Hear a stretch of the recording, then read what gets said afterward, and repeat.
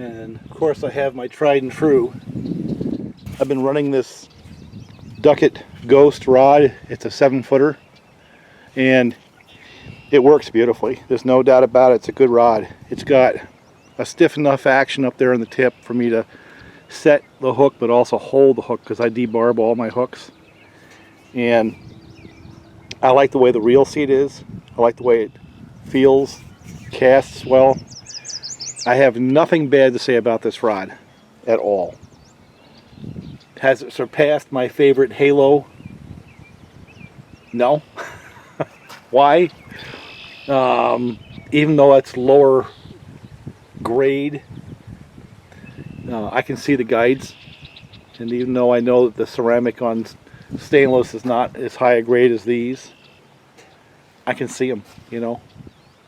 And that rod, even with its limitations, with the less and larger guides, casts beautifully. Has for a long time.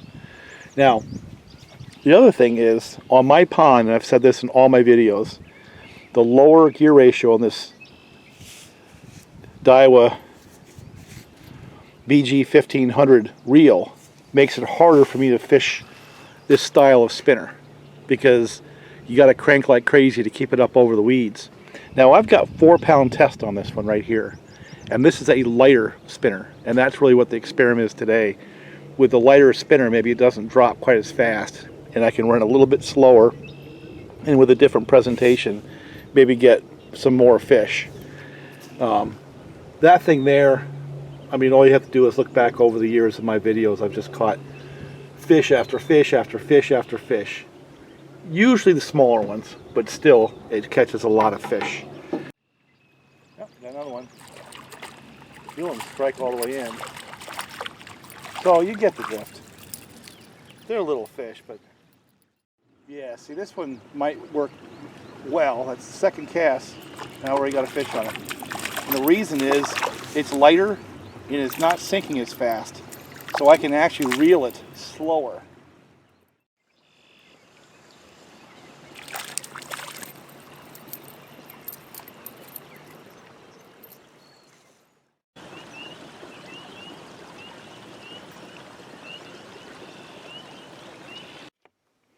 Well, part of dealing with obsolete saws is trying to figure out how to maintain them, and then also just have a way of keeping things like bars and chains for them, because sometimes they have odd arrangements which make that hard.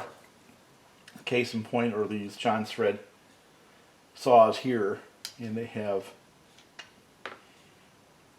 10mm diameter bar studs instead of the standard 8s and or the 12s like steel has. They're sort of like in between. So what I did is I went down to CNY Farm and got myself a little tube cutter, and if I need to drill something out, that's about as close to 10mm as I can get. It's just a little shy. And a couple of these pieces of tubing, they're spacers, you know, steel spacers, and for the life of me I can't remember what size they are. Maybe I'll have it here on the receipt. Nope, just calls them spacers. So now I've got to start figuring out how to get a couple little pieces off, and I don't know how much filing I'm going to have to do in order to make them work.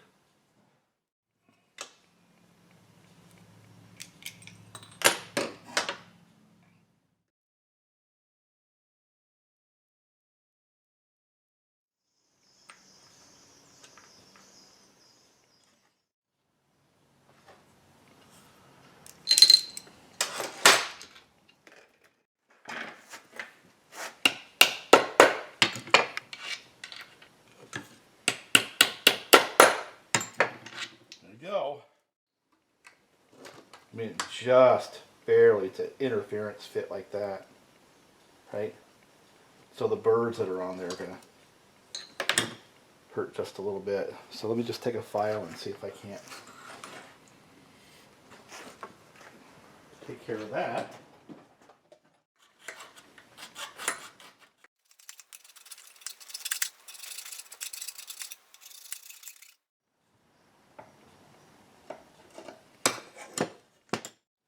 course, the other problem I have is the adjuster is a little bit bigger than these, so I have to drill out those holes to make that fit too. So we'll see if I've got a bit hard enough to do that.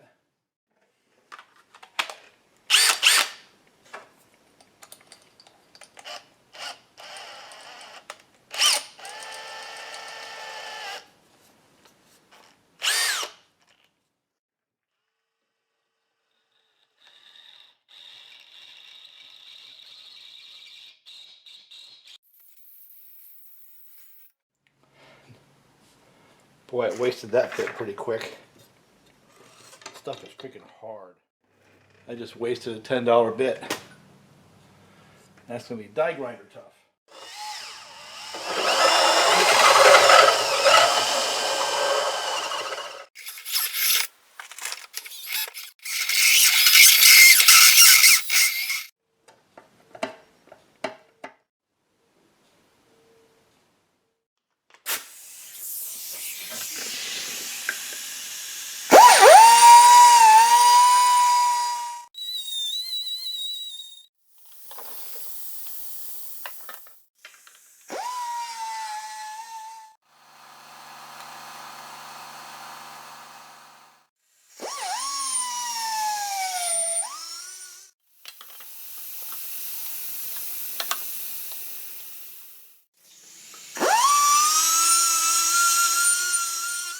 Now let's hope the oil hole lines up well enough.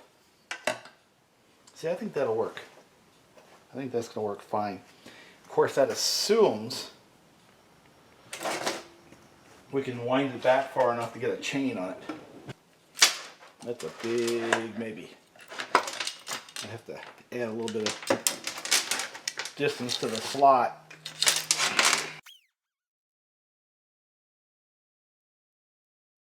I think I can make it work, but it's going to require a little bit of die grinder work. It's not straightforward. Okay, what I did was I extended the holes quite a bit. Let's see if I can get the chain on. See, that's a modded saw right there.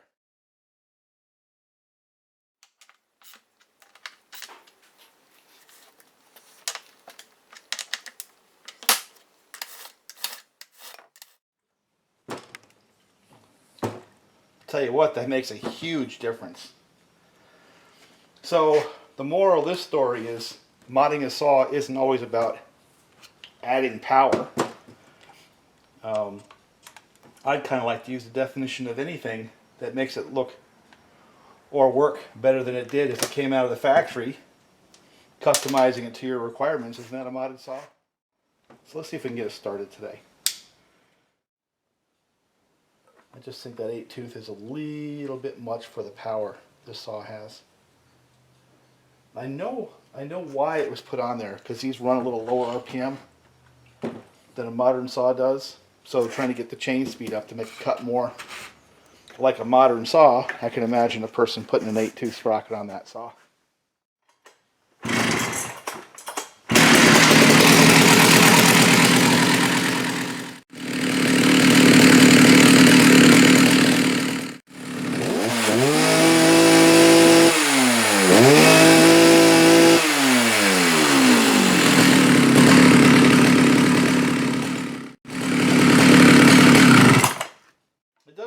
High. 10,000 is about what it's supposed to be set at. I started at 11,000 last time, and that was way too much. And I wonder if I'm actually getting to full throttle. I think I am. So here's my modded saw for tomorrow. Boy, it oils well. Starts and runs. When I got this from a shop, and you know who you are, because I'm sure you're watching the video because you want to see what happened to this. And I'm thinking this might be someone jerking with me. So I knew it wouldn't stay running. And my son and I went through and redid all the wiring on the ignition. And let me show you how it runs. Maybe you can figure this one out before I actually get there. So anyway.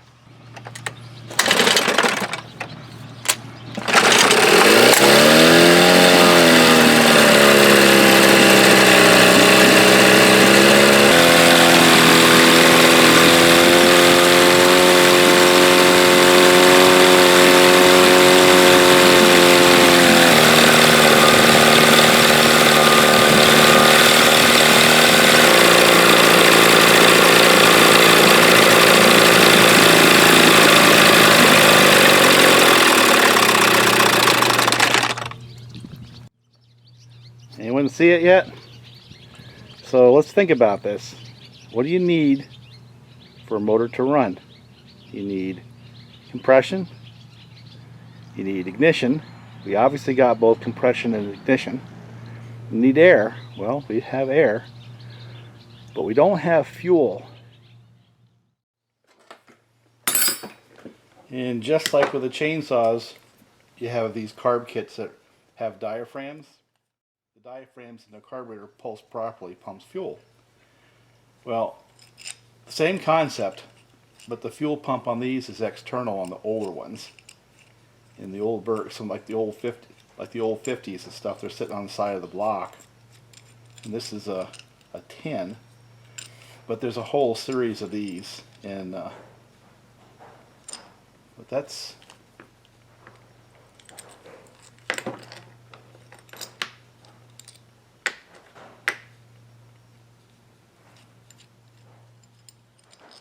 what they look like.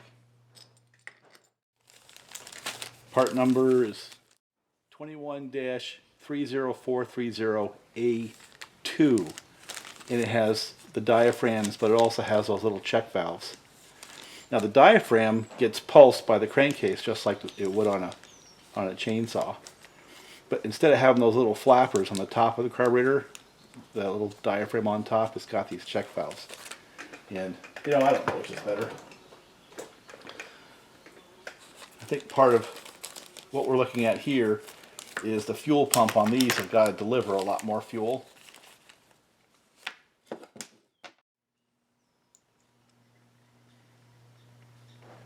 And one thing I can tell you is, just like in the chainsaw world,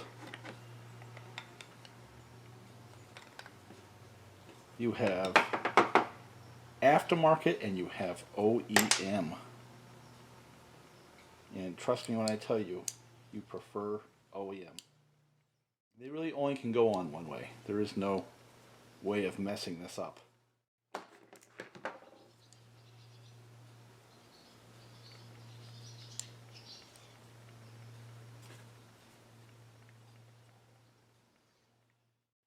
Now, like I said, there's no messing this up, but I can try awful hard, right?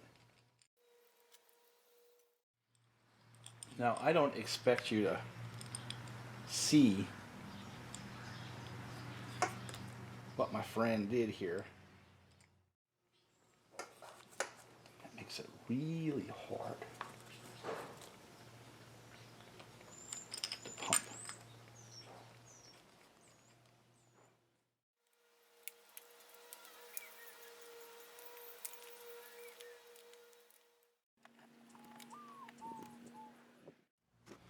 I did a video on a John Thread 70E and was trying to make the point that the technology level was similar to what I was used to dealing with on the boat motors. And this motor right here is kind of case in point. And if you follow my series, you might even remember that I had to go and solve a carburation issue on that John Thread too, just like this one. Fuel supply. And the point, reason why I'm bringing that up, is the kind of things that you got to do, kind of problems you have to solve are roughly the same.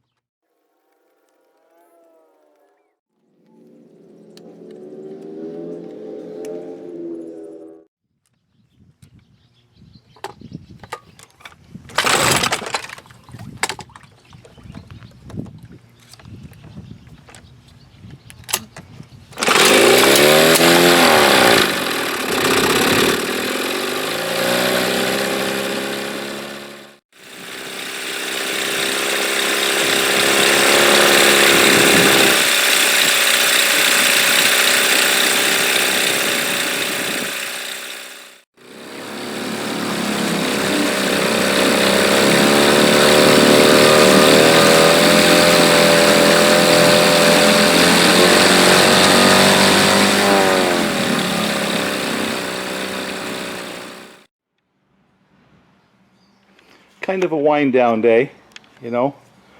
Was up in the hill working on a fairly large blowdown tree yesterday with Bob.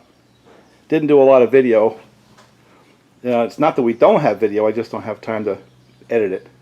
And but we had fun. I think Bob and I are more about just hanging out than trying to do anything else. So it was a good day. I might put in some of the video of getting the first of the 10-horse Mercs running. Actually, it's a 7.5 I got running before. This one here, the one I'm going to work on now, we got to evaluate it. I'm not sure what we have there. It came partially disassembled and the pull start wasn't working, you know. So that's the next project on the outboards. Now I've got some wind down work to do here. I got to try to put a couple switches on those two saws so I can put them into more official service. And I need to see if I've got a chain for the electric 120i because I rocked that chain pretty bad. But been a busy few days. I don't know how much I can actually put into the video, but the rundown goes like this. I was actually headed up north to a friend of mine's place up where I run the boats. Got a call from my neighbor saying he threw a tracker in his dozer.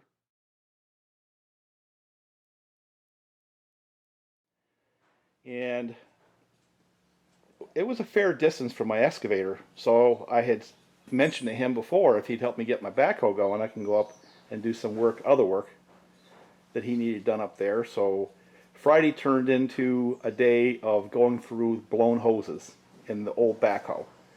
A couple hydraulic hoses had blown, so I replaced them. And then once we got it started, it was like hoses were just blowing everywhere. Oil hoses and fuel hoses, and it was a cluster, for lack of a better word. And the summary is the feed line to the air pump. It has a Bendix air pump like most air brake systems on trucks have. Well, that's just the same system it has on that big backhoe. Blew that line, so we had to replace that. And then the little plastic line that goes to the oil gauge was cracked in multiple places, so that kept spitting out oil.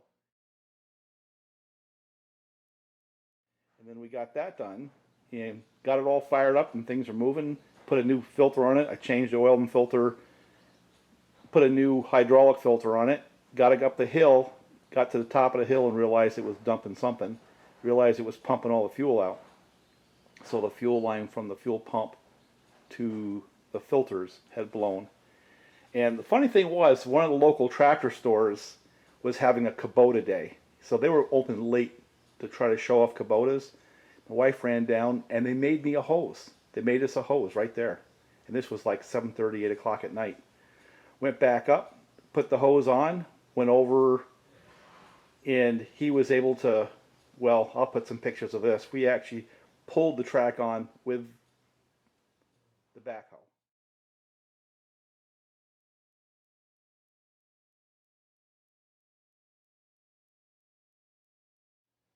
First we had to lift the tractor up, which we did with the backhoe, and we pulled the track on. It was pretty funny. It's not a big dozer. It was like a John Deere 1010.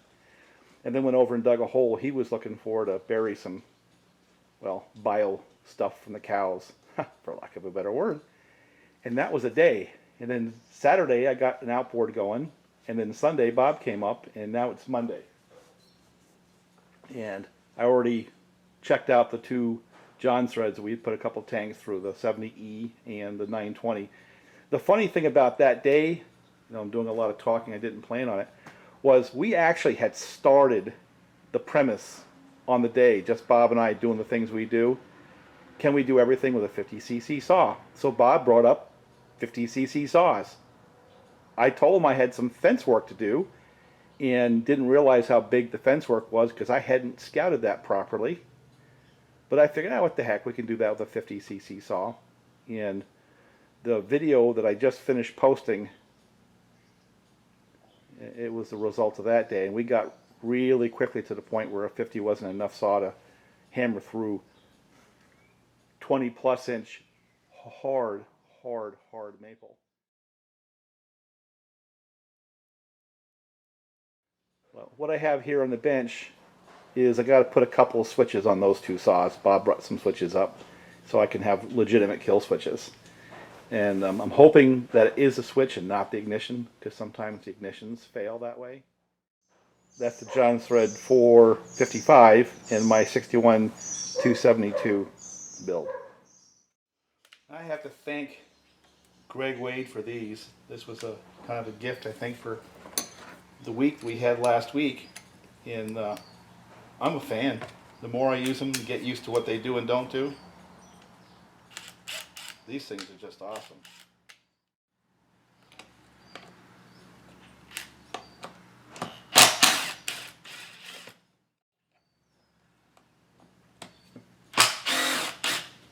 And I think they're going to save my arthritic fingers a lot of pain, is what I think.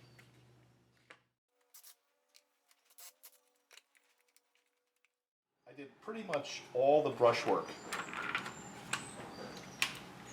for the road project with this saw. And this one's a nice one, you know, it's a nice shape. Problem number one is the switch is actually broken.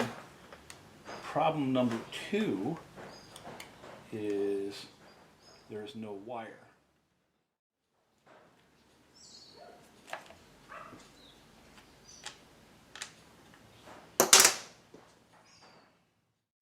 This kind of switch here fits a lot of the different older John threads.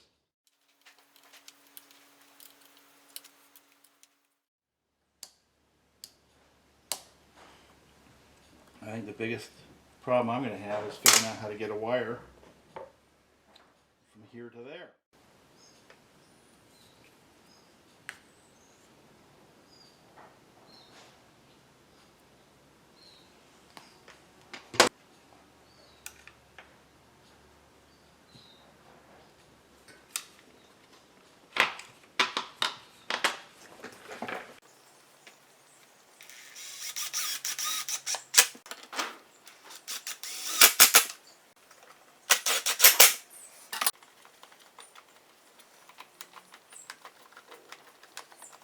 We have spark and then no spark.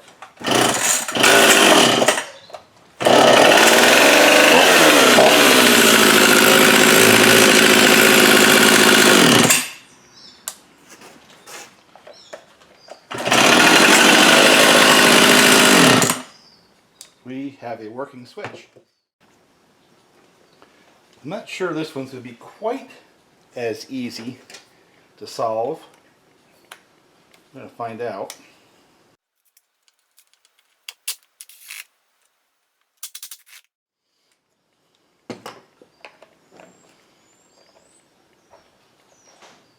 Because this saw here is kind of cobbed together. And like I said, I'm not sure I have all the bits and pieces I need to make this work, but we're going to find out pretty quick, aren't we?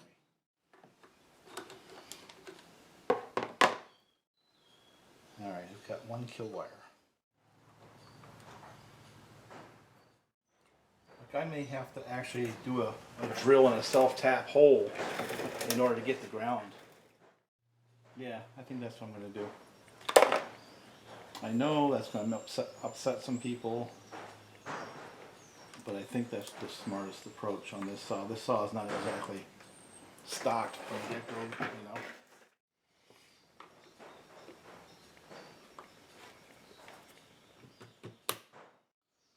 So I'm going to very carefully drill and put a self-tapper right in there. Yeah, I think this is going to be one of those ugly don't look moments.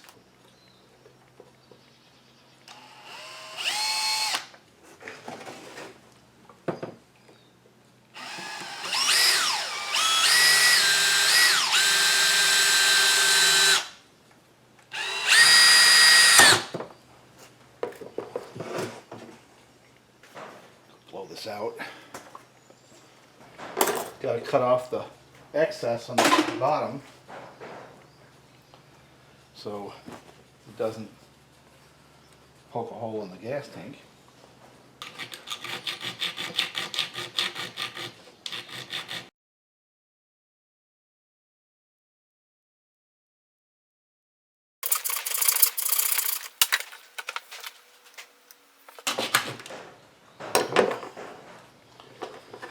out of there now. A little bit more air time. Make sure everything is clear. We'll see if this one works. Alright, let's see if we have switch. And on and off.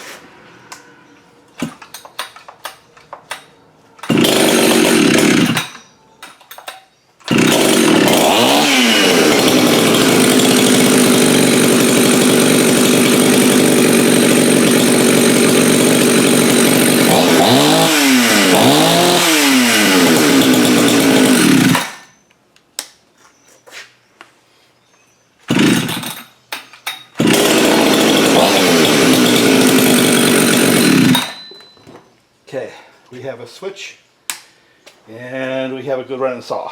That saw needs to be worked a little bit. By the way, that was one of the earlier no base gasket builds with 1184, not 1194. And that was a changed material. That's got to be 9 years old.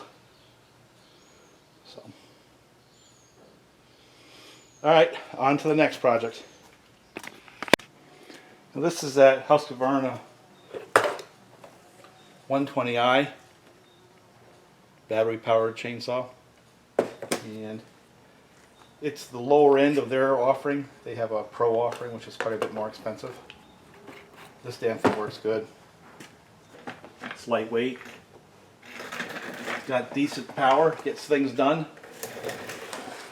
I've been instrumental now in purchasing 3 of them. Friend, sister-in-law, and here in the farm, and nothing but positive reviews, and they're at least $100 cheaper than any of the other offerings out there, because for $260 or $70 you get not just the saw, but you get the charger and the battery. And some of the other brands offer a saw that doesn't really have any more capability. They've got some more numbers maybe, but real capability not significantly more, if it's even measurable, and cost another $100, $150. I think this is a steal, no pun intended, and I think this is also a trend. I heard rumor now that one of the brands, to be remained unnamed, believes they have the technology to have a 70cc class capability in an electric battery powered saw with the same kind of weight as one of the gas 70cc saws would have. That would be spectacular. I'm a fan. One of the things I want to do during the summer is go up and get one of those Harbor Freight solar chargers and kind of make a point of having 2 batteries and a solar charger, and just see whether or not you can actually get some work done and never have to buy a drop of gas. Can you imagine that? What a concept.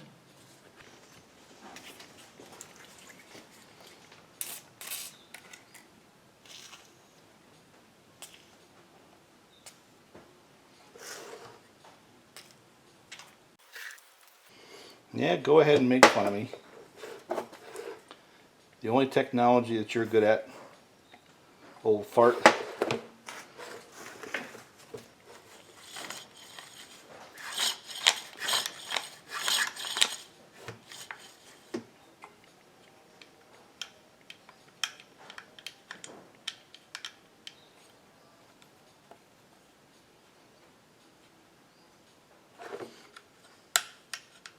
There we go. Now we can loosen up a little bit. But they sort of fling out when they're done properly. You'd be able to get underneath them.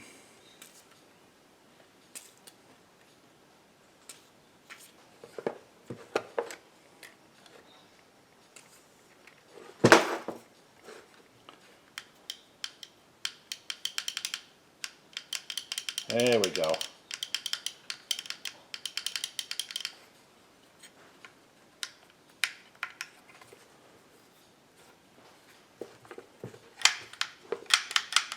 See that? These are the kind of problems I like to solve. So go ahead and make fun.